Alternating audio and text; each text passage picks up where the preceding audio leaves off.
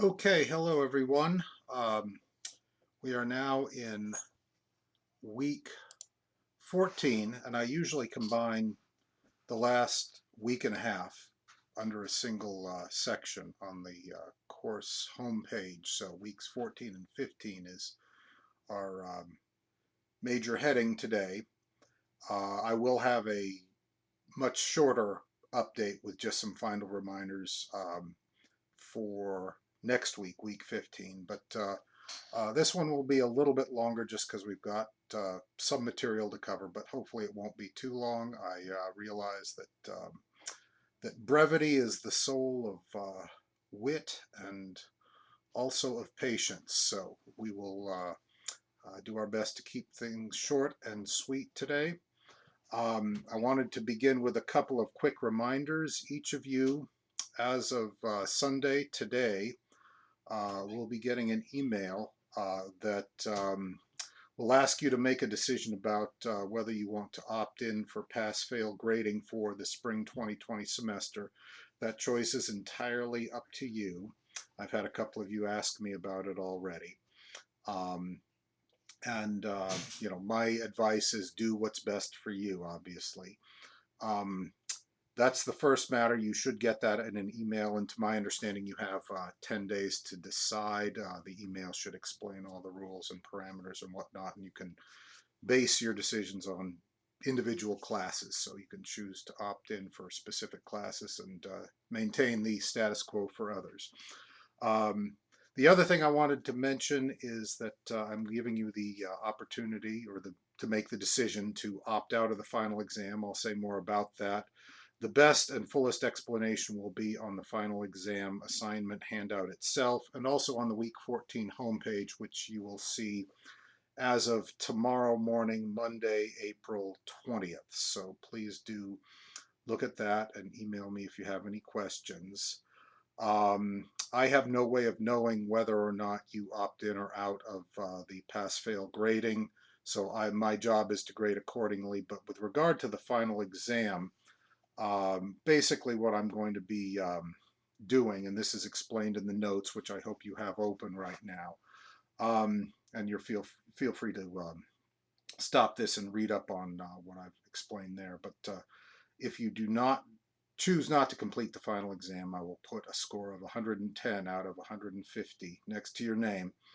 And as long as you've completed both exam essays with reasonable competence and both thematic essays on different figures, so you have to have two separate subjects, but again, with reasonable competence for both, then I will factor in your discussion postings, your attendance and participation and other things, and I'll do so in ways that are student friendly. But that's how I will calculate your final grade. And if you opt for the pass fail choice, I won't know about it. That information is kept confidential from me.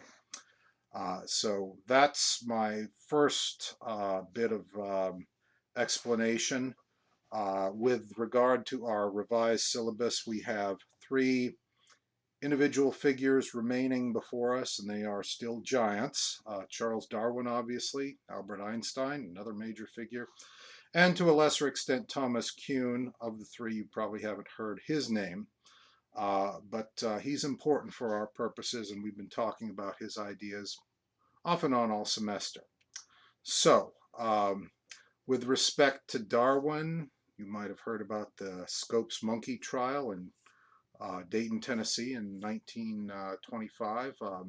There's a video clip that explains that historical episode, which I encourage you to look at.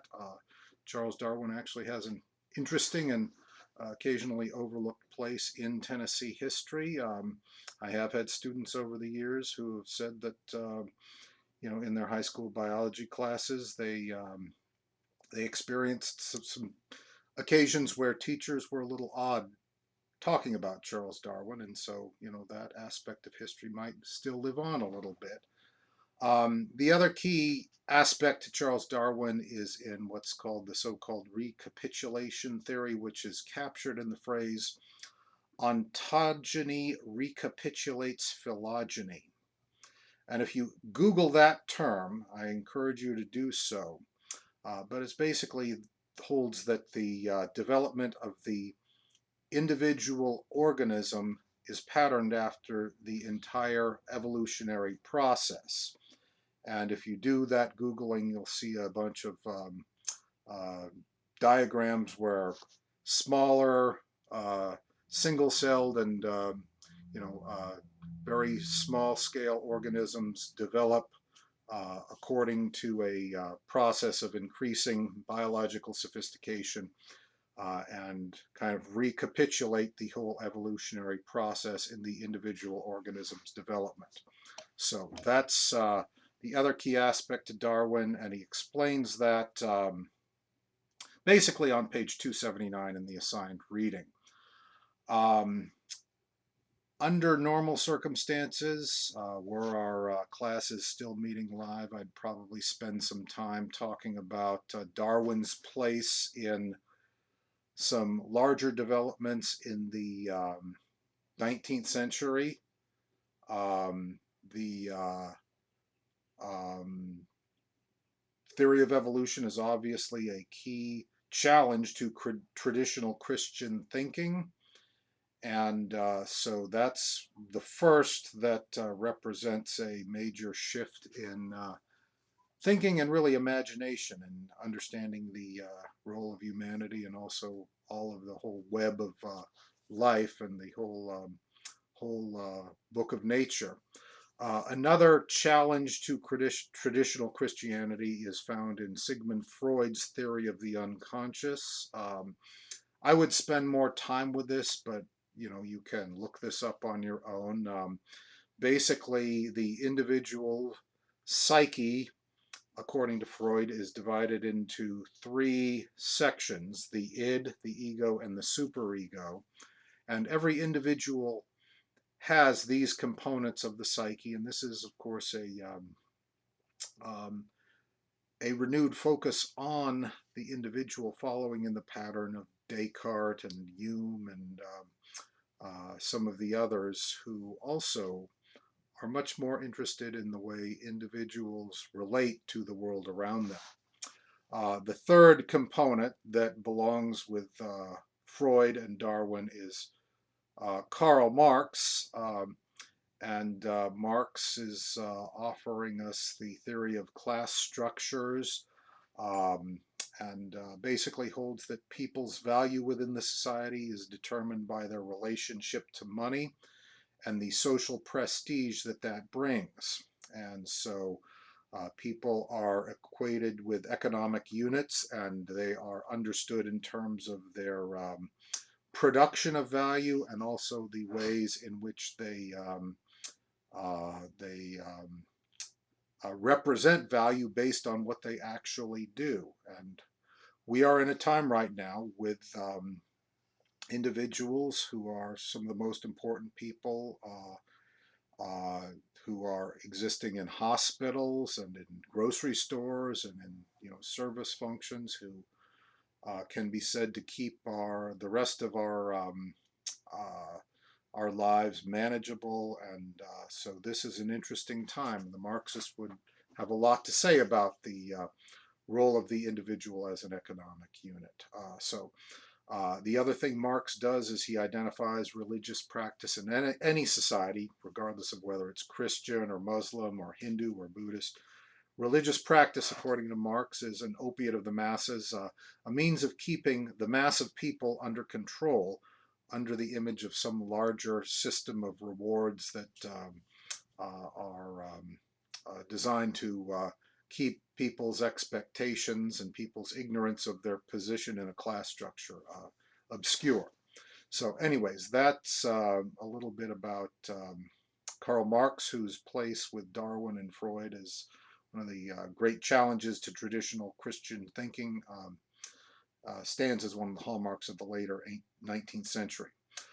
With respect to Albert Einstein, our second figure this week, he can be said to represent a fourth challenge.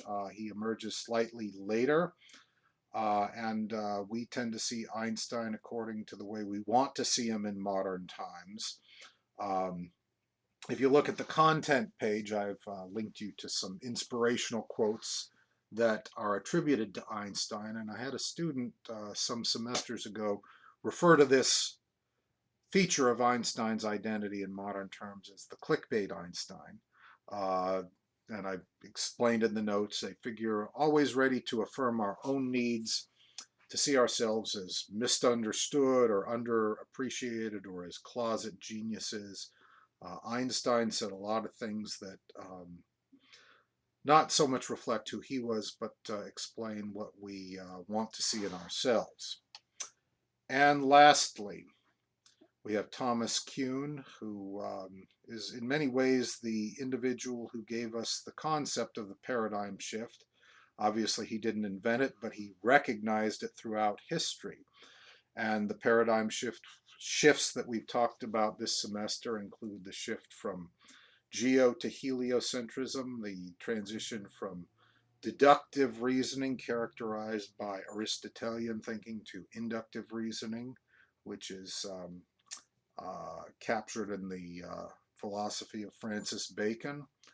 And also, perhaps beginning with Newton and with some of the others affiliated with the Royal Society, we see science itself emerging as something that is determined by observation to something determined by theory, because the capacity for observation exceeds what humans are capable of. So we have to develop theories to explain our understanding of scientific phenomena.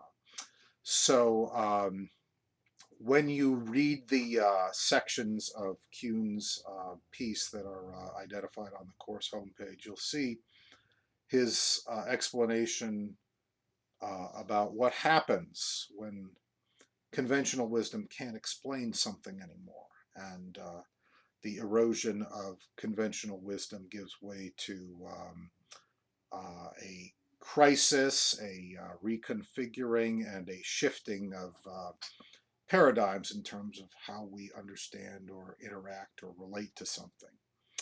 And that's as good a place as any to explain the current moment in history where we are perhaps on the brink of several shifting paradigms. We don't know yet, and I do not wish to say that,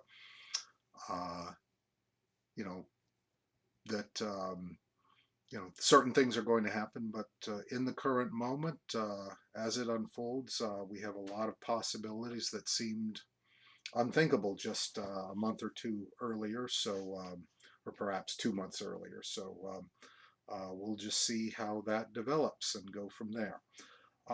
So this is going to be the topic of your final exam, and I'll say more about that and give you more explanation, both in the assignment handout and on the week 14 course homepage update on D2L. So again, I'll have a farewell message next week and some reminders and additional encouragement. But other than that, that covers it for today. So I hope you found this overview helpful.